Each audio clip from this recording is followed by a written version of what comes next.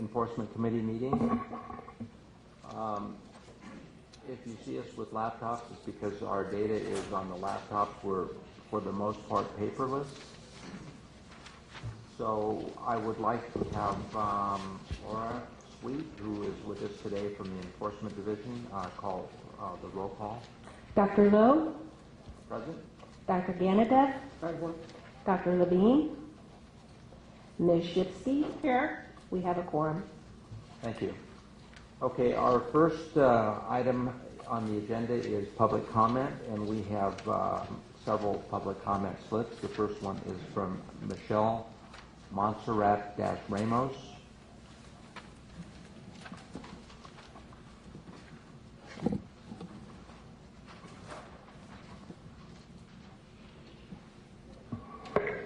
Good afternoon, board members. My name is Michelle Montserrat-Ramos. I'm from Consumers Union. So we're going to confine these comments to 5 minutes. Okay. Thank you. I'm from Consumers Union, California Safe Patient Network, and I want to discuss the issue of statute of limitations. The board's website offers confusing information to patients who are trying to understand and comply with deadlines for filing complaints. This has resulted in the boards refusing to review complaints that patients believed were filed timely. When we met with Ms. Whitney and Ms. Kirschmeyer in January, we supplied them with several examples of problematic, unclear, and misleading communications on the board's website related to the board's statute of limitations. We did not take it upon ourselves to do an exhaustive search of the board's website.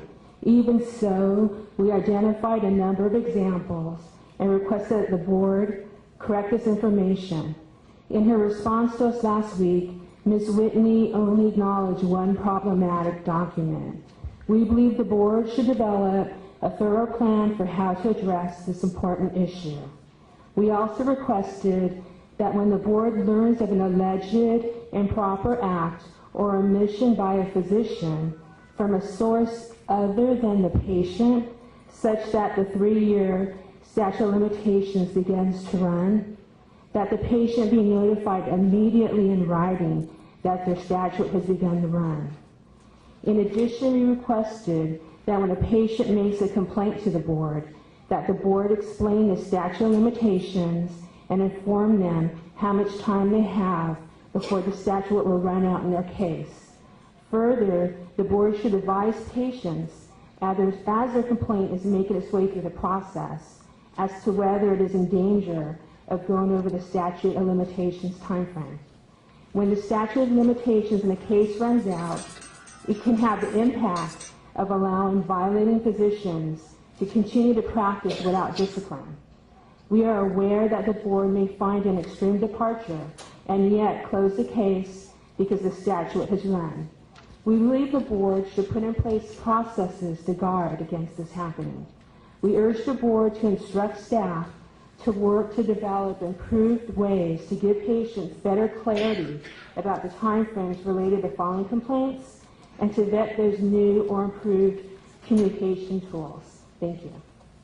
We appreciate your comments, and I'm sure that this will be taken seriously. Thank you. Our next person who's requested public comment is Michael Grace.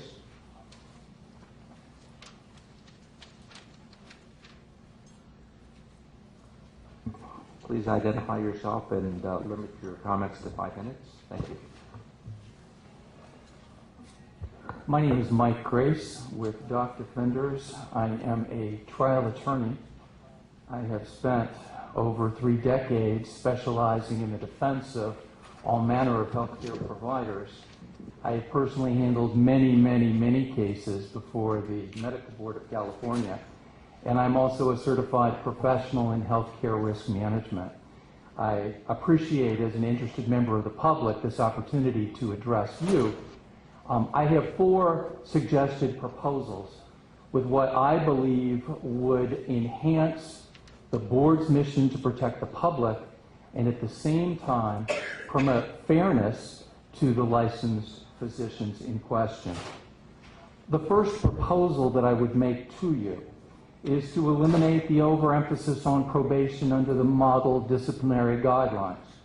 I am acutely aware that we've been living with these model guidelines for a long, long time, and that they were only recently yet modified again. However, particularly the 5-year probation for repeated acts of simple negligence and inadequate record keeping is tremendously problematic. For one thing, the irony is that these model guidelines are not evidence-based.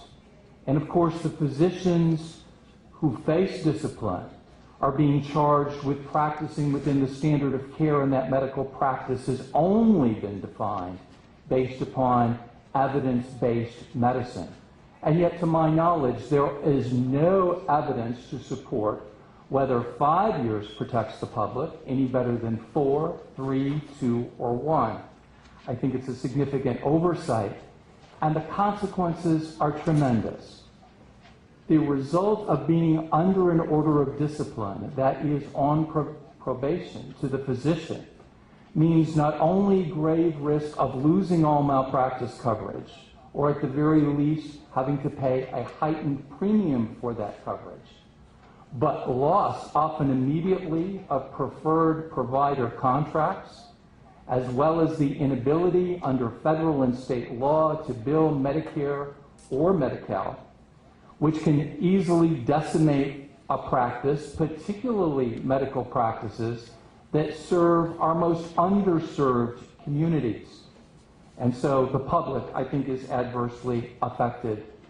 The second irony here, of course, is that if I or the Deputy Attorney General had a bad day, or our staffs for whom we are responsible, and say we missed calendaring an important statute of limitations, a filing deadline, under the model guidelines for discipline of the American Bar Association, at most we would receive a letter, typically a private letter, of reprimand without probation. And yet my clients over many decades have faced much severer punishment. The second proposal I would make is to shift the focus away from single patient, simple acts of negligence cases. Now, the revision to Business and Professions Code Section 2234, subsection C 1 and 2, certainly went in the right direction by eliminating a single office visit as being able to sustain multiple or repeated acts of simple negligence. But the fact remains that too many resources of the Enforcement Division and the Attorney General's Office are on what I would call the one-off case of the single patient, the woman, for example, whose breast lump is swallowed on 2 occasions without the proper diagnostic modalities and correct diagnosis being rendered, yet subjecting that same physician to discipline, including the minimum 5 years of probation. Those first offenses should routinely be treated as private letters of reprimand. But I would add, again, looking to my own profession as guidance, the suggestion to impose an additional obligation on healthcare providers, on the physician, to self-report any patient care-related complaints or claims to a lawyer. It's, any 3 within a 1-year period. Pick a different number, cast your net more widely, 3 over a 2-year period, and the failure to self-report itself becomes then a basis for further discipline. So in fact, you could capture the repeat offenders even on what I've labeled a one-off case. The third proposal that I would make to you is to eliminate the routine use of gross negligence and accusations, and to institute instead, looking to our Superior Court for guidance, the allowance only of pleading gross negligence, that is, extreme departures from the standard of care, if the case is brought before an administrative law judge who makes a factual finding that there is a significant probability that the Attorney General's office would in fact prevail. The analogous legislation that we've been using for many years on the civil side in Superior Court is CCP Section 425.13. As a defense lawyer, I can tell you that It's rare for me to see more than one pleading alleging gross negligence in any calendar year. And yet I can also say almost invariably every accusation I see that comes out of the Attorney General's office seeking physician discipline adds that as an additional cause of action. And finally, my last suggestion as a proposal would be to eliminate trial by ambush. That is to institute a rule that would allow one deposition of an expert per side. Typically, there's only one on each side. We've, on the civil side of litigation, eliminated trial by ambush 50 years ago with the Civil Discovery Act. The irony is that when a right as important as one's meal ticket to practice after so many years of education can be lost without the lawyers on either side having the benefit of eyeballing and hearing directly from the expert allegedly supporting the position of the side that retains them. It's frankly really unheard of. Business and Professions Code 2334 made a step in the right direction. That is, when it asked that on the defense, they at least submit a pre-hearing statement of what their expert was going to say. But in practice, that's typically nothing more than boilerplate. If one did not go to the suggestion that I've made for a deposition, at the very least, we should adopt a federal system that would require a true report containing meat of opinions and the bases for those opinions from defense counsel. Because you see, in litigation, no side is going to settle unless they have an opportunity to assess their risks. And only through some limited, meaningful discovery can those risks be assessed. I think all of these four suggestions would help bridge what is frankly a huge cultural divide between the medical board and every risk management program in the country that I'm aware. Because since to err is human now well over a decade ago, the whole emphasis is on self-reporting with lack of recrimination to better serve the public and to protect them. But until we get away from the perhaps unintended consequences of the frequent use of probation and the other things that I've identified here, that cultural divide will remain. And I think these ideas will promote fairness and enhance efficiency of the board and its limited resources, as well as promoting fairness and promoting public safety.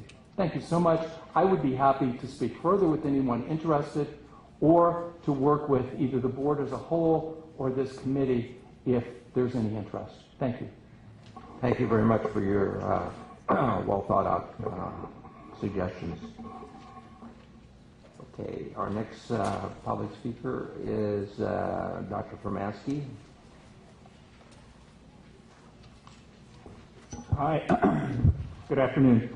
The comments that I have to make, I've summarized on one piece of paper here, the 9 points that I wanted to make, and I'd be happy to, I made copies in case you'd like to look at it.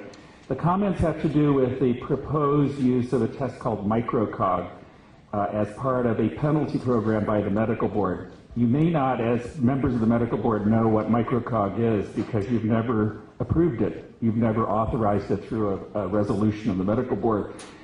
It turns out MicroCog is not approved as a penalty program, a program of general application by the medical board today. You do have a couple of employees fairly high up in your enforcement division who want to use it and have asked doctors to go take the MicroCog test. And I have 9 reasons why it shouldn't be used. The medical board members themselves, you guys, have not introduced a resolution that would approve the use of MicroCog. The employees, these are your employees, want to use a third-party vendor who turns out not to be accredited, not qualified to do business in California by the Secretary of State. So I guess you're trying to have the medical board do business with an entity that's not qualified to do business in California. As recently as this year, the vendor wanted $6,000 to administer the MicroCog test, sometimes even more than that. It turns out the MicroCog test is a test that is off the shelf. It's a prepared, copyrighted exam, and the true cost is $30. See, the cost is $30, but you're a third-party vendor. wants to charge $6,000 for it. That's a problem there because this is a lucrative third-party contract or third-party deal. I use the word deal because there is no contract. I see no contract between the medical board on one side and the third-party vendor. The only thing that happens when the test is given is that $6,000 goes from the doctor to the third-party vendor. There's also no statistical standard adopted by the medical board to grade the test. So let's say you haul a doctor off to torture him and you say, go take this test. Let's say he scores 82 or 92 or 72. You don't have a standard. You've never devised a standard to say what is the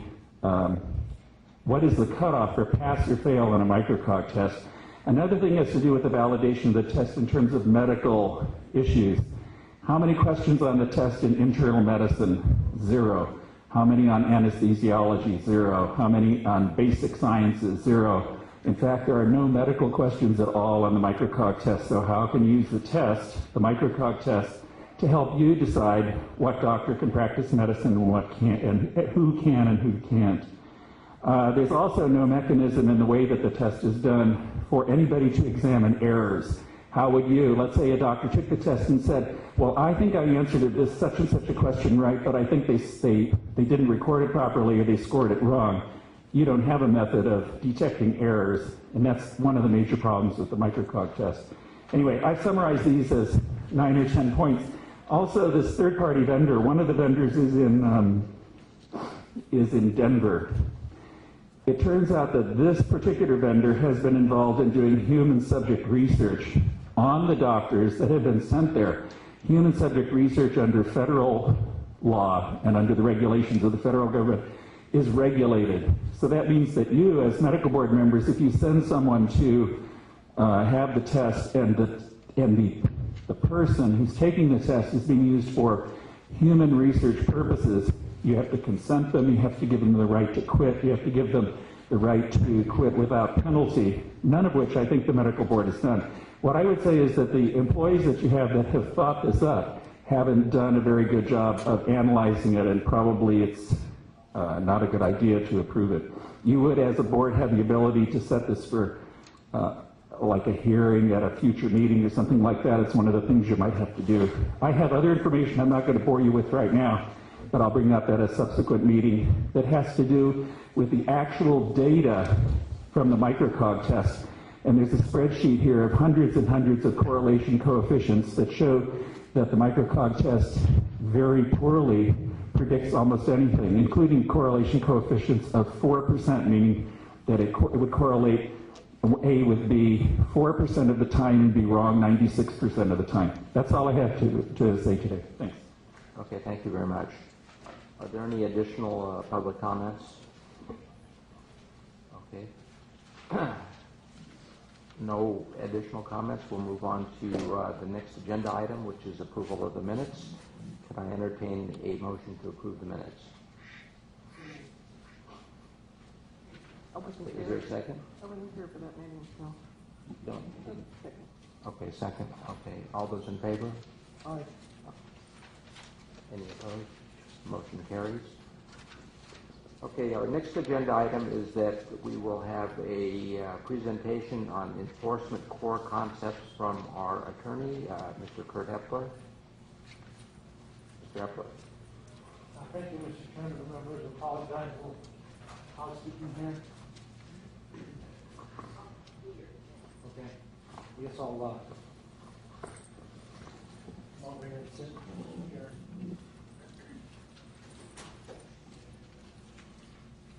Most people say don't need a microphone, but okay.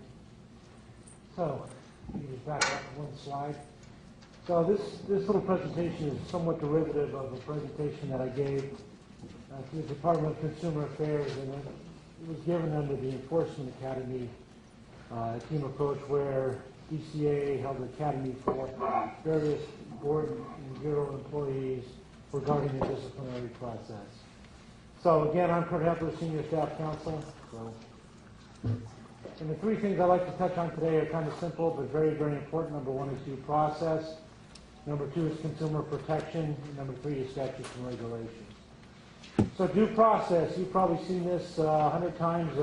an attorney is going up the steps of the courthouse or coming down the steps of the courthouse and it says, my client's due process rights have been violated and we're going all the way to the Supreme Court. So the simple question is, what's due process? And I have two kind of funny comments. Number one, it's an imaginary concept. Or number two, I don't know, can I phone a friend? And when you think about it in its core terms, due process is a limitation on governmental action. And due process at its core is essentially defined as two things. Number one, it's notice. And number two, it's opportunity to be heard. In the Enforcement Committee, we deal with discipline and enforcement. We can think of the notice being the accusation element. That's what filed. That's the charging document to get the process started. The opportunity to be heard, of course, is the administrative tribunal. And again, due process requirements are triggered when the government, that's us, intends to impair life, liberty, or property rights. Just to show you that I didn't make this up, the Supreme Court was smart enough to agree with me, and they said that due process is the opportunity to be heard at a meaningful time and in a meaningful manner. Again, with the licensing issue, we have the statement of issues as the charging document. Again, we have the administrative tribunal or the mini trial. With the disciplinary process, the charging document that gets it all started is the accusation. And if it goes to hearing, of course, we have the administrative tribunal as well. Still more due process. In case you ever go on Jeopardy and you make it to Final Jeopardy and you're talking to Alex Trebek, and he asks, besides what two types of due process are there? You can all say there's two kinds, really. Procedural, which is what we're talking about here. This is the element of notice and opportunity to be heard. There's also a second type of due process called substantive due process.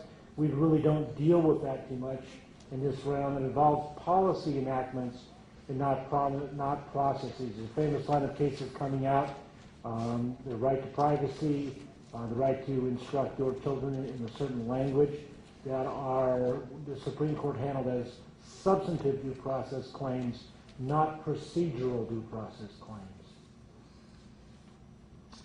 Let's talk a little bit about the medical board. Since we are an administrative agency within the Department of Consumer Affairs, we essentially do three very important things. Number one, we license qualified applicants. Number two, we carry out disciplinary actions.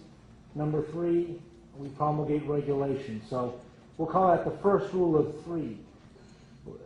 What we don't do is we don't determine civil liability. We leave that to the judicial system, and we do not award monetary damages. We leave that to the civil justice system as well. And what we talk about is when we talk about issuing of disciplinary license, it's important to remember what a license is. It's really a grant of permission to do a certain thing, to carry out a business or to pursue a given occupation. And a license also means a certificate of registration. You're familiar with that because we have registered dispensing opticians. We have registered polysomnographic technicians, technologists, trainees. Some places have a certificate, sometimes it's a permit. I think basically it's a grant of permission to do a particular thing, to tackle or a given occupation. Okay, here's my second rule of three. I guess we'll be up to the second rule of, I guess we're actually the rule of six now. Administrative agencies like the board, we investigate, we prosecute, and we adjudicate. And it's the latter where the board members become involved. Remember, your function as a board member is to sit as a quasi-judge when it comes to disciplinary licensing matters. That's your quasi-adjudicative or judge role. You're not involved with the first two, just the latter. Okay, so I guess we're up to the rule of 9 now. The second rule of 3, I guess the third rule of 3 is actually, in some way you think about it, it's kind of like a pool. So in developing licensing standards and reviewing application, issuing license, we determine who gets into the pool, that pool being the profession pool. In developing regulations and policies, we direct the actions of a licensee. We determine whether they're doing the backstroke or whatever. We're determining what they're doing while they're in the pool. And then finally, we may determine how somebody leaves the pool, as we perhaps take their license away, or we condition their license, or we restrict their license to the point they may surrender it or opt not to renew so that they leave the pool. So who gets into the pool? what they do in the pool, and how they leave the pool. Probably one of the most important things we can talk about is what the Medical Practice Act stands for. So obviously from the beginning about Section 2000 and et cetera in the Business and Professions Code, we start off with our statutes, commonly known as the MBA or the Medical Practice Act. Then we have regulations. Then we have disciplinary guidelines. We're governed a little bit by the early sections of the Business and Professions Code. And then we talk about the Administrative Procedures Act, so so-called rules of the game when the board wants to essentially discipline somebody's license or we want to deny them a license. Okay, so most of the acts, I'm talking about the NPA, are sort of a hybrid act. They're a little bit of a title act because if I say Kurt Hepler, MD, I'm really not authorized, although it might be a good idea, I'm really not authorized to say MD because I did not graduate from medical school. I don't think I could. And we also have a little bit of a practice act because I can't do this or that without a license. So if you go through the Business and Professions Code completely, you'll find that I cannot perform open heart surgery, can't repair motor vehicles for compensation, and I can't dispense spectacle lenses because I do not have those licenses or registration. So it's a hybrid act. Okay, perhaps one of our most important statutes says basically that whenever we do the licensing thing or the regulatory thing or the disciplinary thing, public protection is our paramount goal. And if anything else is sought to be inconsistent, the protection of the public shall be paramount. I know for the members on panel A and for the rest of the board members, you're probably sick of hearing Ms. Scurry, myself, and Ms. Dobbs say things like this. Where's the protection? Where's the consumer protection element here? It's because of this statute, that's why we continue to say that, because it's our primary purpose. So we are a licensing agency, a state agency within the Department of Consumer Affairs, and we have a statute that says something like this. The agency shall take action against any licensee who is charged with unprofessional conduct. Unprofessional conduct means the following. And you've seen this: gross negligence, repeated negligence acts, incompetence, the commission of any act involving dishonesty or corruption which is substantially related to the function of licensee. That's right out of Section 2234, sort of our bread and butter for enforcement. Okay, why are statutes so important? Because they're essentially, we as a state agency, we're sort of limited. We only have that power that's given to us by the legislature. Those are the explicit powers. And then we have the implied powers, which are those powers necessary to carry out and administer the conferred powers. So a lot of times if we don't have a statute for it, giving us explicit power, and it's not an implied power, we can't do it. That's why the statutory regime is so important. And then, perhaps a little bit subordinate to that, but not much, is regulations. Now, regulations are different than statutes because they're adopted by the board. They go through a separate proceeding, ultimately ending up in the Office of Administrative Law. Again, they're like little mini law. They're laws that the board adopts. They fill the gaps in statute. They are the nuts, the bolts, where we find forms and procedures. These are found in the regulations. Stuff as simple as one of our regulations says, hey, if you go to 2005 Evergreen Street, that's the office, that's the headquarters office of the medical board, and that's where you mail your application. And the key concept for a regulation, whether we need one or not, is it a standard of general application, meaning is it intended to apply across a broad spectrum of circumstances. And for those lawyers in the group or those people who are in love with official policy, the purpose of regulations is to interpret, implement, make specific, otherwise carry out the provisions of a statute. And let me give you an example. Okay, under Section 480, state law provides that a board may deny a license on the grounds that the applicant has been convicted of a crime substantially related to those things for which a license is sought. Okay, that's somewhat helpful, so we can deny on the basis of a crime, conviction of a crime, but what are those crimes? And we can go to the regulation which says such crimes or acts shall include, but not limited to fiscal dishonesty, fraud, theft, or the big time one, violations relating to the misuse of pesticides. And strangely enough, this didn't come from the Medical Practice Act. This came from the Structural Pest Control Act, where I was their attorney for a while, but I just thought of levity, I'd throw that in there. So, going kind of down the line, we have statutes and we have regulations, and then we have our disciplinary guidelines. And this is essentially a compilation of model orders where we get our phraseology from. We also have maximum and minimums. This is the orders that are recommended for various offenses or violations of statutes and regulations. Within the disciplinary guidelines, we also have standard and optional terms of probation. Our standards are, check in with us, notify us if you move, that kind of thing. To the optional terms and conditions of probation, including psychotherapy for one, psych evaluation, medical evaluation, clinical training programs, and that sort of thing. And these are actually incorporated by reference into regulation, and they are actually very important, and they are available on the website in case anyone wants to take a look. Just go in. It's easiest just to hit that search button and type in guidelines, and you'll get the standard of model guidelines and disciplinary orders. Let's talk about my role for just a second. Contrary to popular belief, I am an attorney, and secondly, I'm not a deputy attorney general. I do not work for the attorney general's office. My job is one to advise board members if they have a conflict with any proceeding. Board members can also communicate with me regarding disciplinary matters. And just to kind of rehash a previous point, I'll always remind the board and the committees within the board of the consumer protection obligation. Critical to remember, if there's any takeaways from this thing, it's board counsel, not attorney general counsel. My colleagues from the Department of Consumer Affairs who are assigned to represent the board do not do investigations or prosecutions. We leave that to the board investigators and to my colleagues in the attorney general's office. I am not involved in investigations or prosecutions. Let's take a deep breath and stop for a minute. Let's return to due process. As I've said before, due process is a concept in a sense, and it's flexible, but it's notice and opportunity to be heard. Another very important concept of due process is the element of fair play, and you find that especially true when we come in to the administrative arena. Go ahead.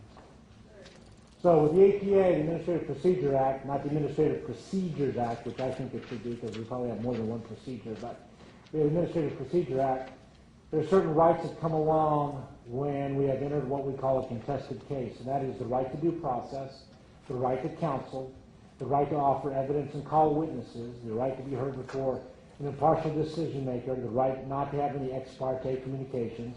Ex parte means one side. A person can't roll up to the decision maker and say, well, here's what I really think, without giving notice and opportunity to be heard by the other side.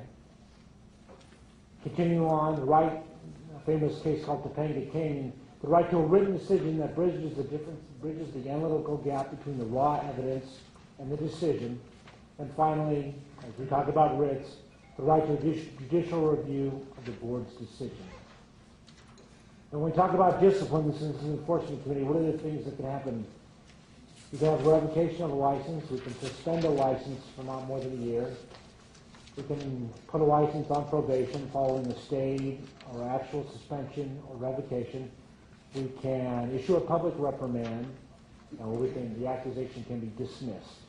Again, this is not accounting for stipulated settlements. This is formal following a hearing.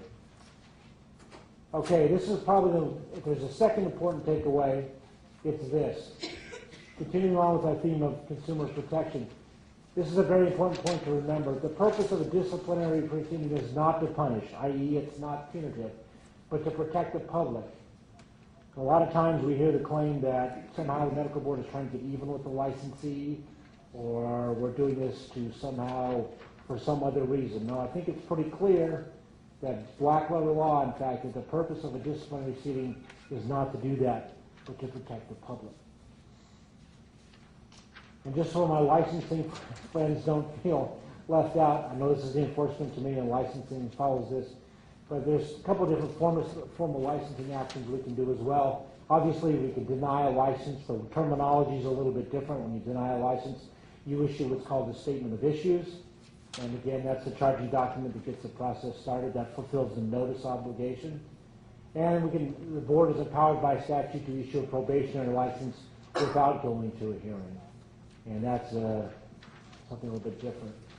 Other formal actions, we have the ISO, which is a sort of shortened procedure by which, pending a hearing, prior to a hearing, you would see immediate relief.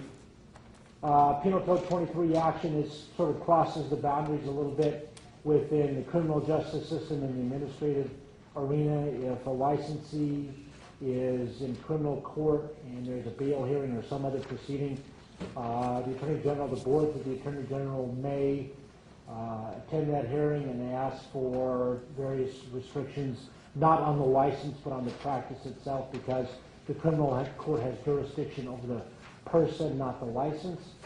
And again, one of the formal actions we can do is the board can accept the surrender of a license. Okay, having condensed that into about 30 seconds of talking, and now that you're all administrative experts, I'll be more than happy to answer any questions that any of the board members or anybody else has. Director, thank you for a wonderful overview of the enforcement core concepts. I think that helps us all put life in a better perspective here. Are there any public comments? Okay, no public comments. Yes. Please identify yourself. Stan Fermansky. This is just a short comment. I think it would be useful to have some mechanism to bring forward whistleblower information, both from within the department and outside. There was a whistleblower within the, this is a member of the employees of the medical board, who had a great deal of trouble bringing her comments forward. And I don't know that there really is, I don't know if you have a complaint department or a complaint window or a committee to take care of whistleblower complaints, but there probably is more than one. And there was a lady who brought one forward some time back and had considerable difficulty in getting anybody to listen to her problems. And this had to do with misuse of authority by employees. This isn't criticism of the medical board members, but rather of misuse of authority by employees that work for the medical board. And as far as I can see, there isn't really a good method to present them, because if you present them, you may end up presenting them to the very people that are being whistleblown upon. Anyway, that's my comment. Thank you. We have another slip submitted from Genevieve Carville. Good afternoon, Genevieve Carville. Just want to ask how come this session was not advertised as part of the agenda? It is on No, the it was agenda. not, it isn't was it? not on the web or anywhere else. And the only reason I am here is because I was early and I was goofing off. It is on the agenda material that I downloaded from our own website, so I'm sure that it is on the agenda. It was not yesterday or last time when I put it down. Can we have somebody from the board address that? It was on the agenda. Can we show her after maybe where she can find it on the website? Okay, no additional comments. We'll move to our next agenda item, and we're fortunate to have Ms. Laura Sweet from the Enforcement Division give us an update on expert reviewer training. This is something very dear to me personally. Good afternoon. I was afraid of that. I will speak loudly. We have made tremendous progress on the expert training, and I'm really excited because as of today, we've had 108 experts RSVP as attending, which is more than we anticipated. Experts are actually writing on the RSVP forms. Thank you. I'm excited. And you can't see this here, but I'll pass it along. But the graphics of the invitation that one of our investigators designed was very impressive. So that was kind of exciting. Another thing I wanted to tell you about is we did the run through with the investigators and the medical consultants on April 17th, which was also extremely successful and well received. And the best thing about it for me is that we were able to work out some technical glitches and some problems that we have with scenarios and things like that, which will allow us to refine and make the expert training that actually occurs much more successful. I wanted to give you just one sample of our cool new equipment and give you an opportunity. I give the board members each a clicker, and this is one of the slides that the actual experts will get to vote on, and that is what percentage of cases resolved via a stipulation versus administrative hearing in fiscal year 10-11. So if you want to vote on that, let me know when you're ready. Hopefully this will work. Okay, has everybody voted? Usually they have music, Yeah. timing that out, so. Then I think the member's final answer. Yeah. Okay. Phone a friend. It's not, it's not showing you, oh, so this is good. It's not showing you, can you try it, let me re-poll. Let me try it one more time. There we go. Okay, so everybody, oh, there we go. There's the second marker. Good. Okay. Okay, so we have a variety of answers to this question, which is good. This is the entire purpose of the training, is to show, to let experts know really the reality of how many cases do go to hearing, and it's not very many. So the correct answer is actually 77% of cases resolved via stipulation versus actually going to a hearing. But I want to stress to the experts that that does not mean you're off the hook. There's absolutely no way to predict which case will settle and which case will not settle. So, but we're really excited. We went to UC Davis on the Tuesday of this week and got to work with their actual equipment, test it out, put all of our media onto it. So it was very rewarding. So there's one other thing I want to show you that I think you might find interesting. And at the last board meeting, I had discussed this case that a supervising deputy attorney general had great difficulty with because of the struggling of our expert. And so what we did is I ordered the transcript from the hearing, changed all the names of all of the persons involved, but kept the significant dialogue.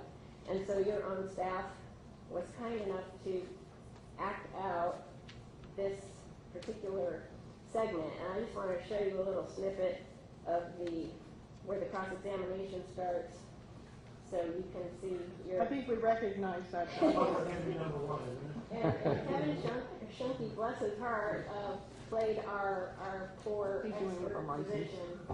So I'm going to just give you maybe like 3 minutes of the cross-examination. This was excellent cross-examination by the defense, who was played by supervising investigator Mr. Sandoval in our San Jose office. The respondent was played by supervising investigator 2, Andrew Hageline. One of our investigators played the deputy attorney general, and you will also recognize the judge. Prepared for cross? Yes. Cross-examination. Going back to your CV, when did you graduate from Georgetown? When did I graduate from? Georgetown's in Washington, D.C. And the question was, when did you graduate? Oh, 1967. And you did your internship from when to when? I finished my residency in 1973. After you finished your residency, did you become board certified? Yes. What year was that? I think it was in 1973. And then you practiced in the San Diego area from when to when? In Carlsbad and in Oceanside. And from when to when? By the way, can you hear me when I speak? Yes. So when was the last time you did surgery? January of 2010. Okay. And the time came when you notified the medical board that you wanted to be an expert for them. I applied for that. When was that? Best of my recollection was about 2 years ago. Was it after you retired? After January 2010? Yes, right after I retired. Okay. And did you have to take an examination in order to qualify to be an expert for the medical board? No, I just sent in my CV and credentials. Did you notify the board that you were retired at the time? Yes. And nevertheless, you were appointed, is that correct? Yes. By the way, can you define gross negligence for me? I don't know if I can or not. You know, I go more for the standard of care. And if the doctor doesn't follow a certain standard, I think you get the idea. But this was an actual case, and this poor expert, fell into a lot of traps, and a lot of what we preach and drone on about to the experts is illustrated. A lot of the problems and a lot of the rules that we have as a medical board when we engage an expert is the reasoning for those rules are enumerated pretty effectively in this video. So to wrap this up, because I know time is limited, I just want to say I am very excited and hopeful at the next board meeting I can report a very successful inaugural expert training. So that brings you up to date. Laura, thank you very much. Just to put this in perspective, the medical board is, of course, all about consumer protection, and the enforcement division is a very integral part of that. And many of us are very committed to trying to make our enforcement division as high quality and as efficient and timely as possible. And this is one of our first great efforts. So we're holding for the first time this expert training course, and it'll be given in Northern California and Southern California, and all experts are encouraged to be part of it. And if they want to be used as experts, they need to really attend this meeting. So we're very excited about it. It's been a tremendous amount of work, and we really owe a great deal to Laura for all of her outstanding efforts. Thank you. Okay, so are there any public comments on this issue? What are the dates of the training? May 19th. It's all day, and it's noticed. It will be noticed on our website as well. That's correct, and we just published in the newsletter. And then Southern California?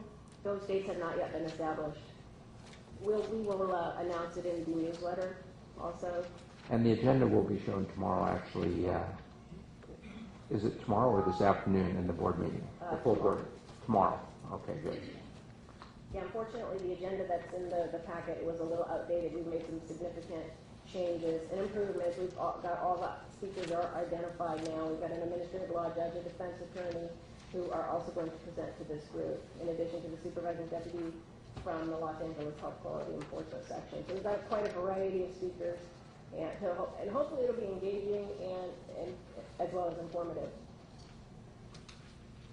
Okay, no public comment. We'll move to the next agenda item, and that has to do with the training session for the administrative law judges of California.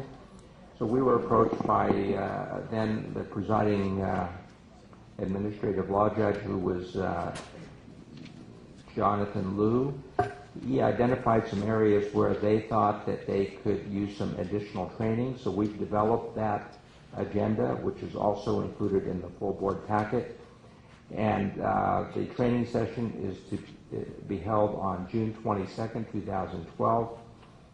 It will be held in the Sacramento office, but webcasted to the other offices as well. We're very excited about it. We've worked hard on the agenda, and I think this too will enhance the entire process of enforcement. Any public comment? No public comment. We'll move on to the next item. And the next item is a discussion of the Vertical Enforcement and Prosecution Evaluation Report. So on April 2nd, 2012, the board's report to the legislature on vertical enforcement and prosecution model was emailed and hand-delivered to the legislature. It was also distributed to the board members and staff. It was posted on the board's website with email notification to the subscriber list. As chair of the Enforcement Committee, I reviewed and approved this report prior to distribution. The report is required by Government Code Section 12529.7. The report contains the actions by the board to implement recommendations made by two reviewing entities to strengthen the vertical enforcement prosecution model. In addition to the legislative initiative signed into law, some of the actions taken by the board in conjunction with the Health Quality Enforcement section of the Department of Justice were One, updated the Vertical Enforcement Prosecution Joint Manual. 2, we developed an 8-hour training module for medical expert reviewers. And 3, we held statewide training for the board investigators and the HQES attorneys. So the board and the Department of Justice Health Quality Enforcement section had limited data during the time the report was completed. The legislature approved the board to provide only a narrative report and provide a full report with comprehensive data during the board's sunset review process. So, are there any questions or discussion? Public comment? Okay, great. So the final thing is to consider agenda items for the next meeting in July. It's going to be held on the 19th and 20th in Sacramento. So in addition to an update on the expert reviewer training, I think the training for the administrative law judges and the reconciliation of the statistics between the Attorney General's office and the Medical Board of California, are there any other things that need to be considered? Yes. I'll bring up a potential agenda issue for the next meeting. Yeah, please come up and identify yourself. My name is Joseph Furman, and I'm presently a defense attorney who represents doctors in medical board matters. And prior to that, for many years, I was the Deputy Attorney General in the Health Quality Enforcement section in Los Angeles. And I had the pleasure and the privilege of serving as a supervising Deputy Attorney General in the Health Quality Enforcement section in Los Angeles. One issue that came to my mind today, and that's not the primary reason why I was here, had to do with the presentation that was given earlier today during this meeting by the gentleman, Mr. Grace, when he was talking a little bit about something that he referenced as trial by ambush. And I want to address one point regarding that. It's a little bit different from what he was talking about. He was talking about getting complete information regarding the medical board's experts and what their opinions are going to be. I personally don't have a big problem with that because we are provided with full copies of the experts' written reports. But when he said trial by ambush, I thought what he was going to discuss is a concern I have, which has to do with the frequent and sometimes extremely belated amending of an accusation once a case is already in process. And what this means is that a physician can have an accusation filed against him alleging a number of perceived violations that the medical board investigator has had a chance for many, many months to investigate, and then the Deputy Attorney General, who is authoring the accusation or is going to be prosecuting the accusation, has many, many months to investigate and draft. What happens frequently is under the APA, the Administrative Procedure Act, and the Government Code, I think it's Government Code Section 11513 or 11514, Mr. Hepler, I'm sure would know, the medical board and its attorney are entitled to amend the accusation. That means to change the accusation at any time at all until submission of the matter. So what that means, as someone who defends physicians in medical board cases, is that you can be focused on defending certain allegations that are in the accusation that the expert or experts have already identified and that you think may or may not be defensible. You can rely on what's in the accusation. The physician can make a commitment, who's a respondent, the physician who's responding to the accusation can make a commitment to attend a hearing, can close down his office, can pay a lot of money to engage experts, oftentimes to travel to administrative hearings out of town, and then when you get there and are ready to litigate the accusation, the allegations against the physician change. And that really wreaks havoc in terms of allowing a physician to adequately figure out how to defend a case and whether to proceed to a hearing. Now, the remedy for a defense attorney in my shoes or one of my clients is to request a continuance, to request more time to evaluate the new charges and the new recently amended allegations. But frequently, That's impractical because it wreaks havoc, it's extremely inefficient, extremely inconvenient to a physician or a surgeon who may close down his practice to attend a one-week hearing, and to the experts that he's engaged who have to close down their practice to appear at a hearing. Okay, we get the point, and we can put that as an agenda item, and we'll have Mr. Hepler give us a report. Now, the amended accusation can work in both directions. It might be favorable, or it might be unfavorable. So the amended accusation could be very favorable, in which case everybody's happy, or at least... Yeah, then there would be no prejudice and no problem. So it goes in both directions, but we can put that on the agenda, and we'll have Mr. Hepler give us his thoughts and maybe some possible solutions. And for 15 seconds more, my suggestion would be, I understand that amendments are permissible, but there should be perhaps some time limitations, like, for example, none should occur within 60 days of the scheduled date of the hearing. Thank you. Yes. There's a slight error, I think, in agenda item number 8. The agenda item for June 3, that should be the July 19th, 28th. Clarification on item. Okay, so on the actual agenda that's published, it's June instead of July. It should be July.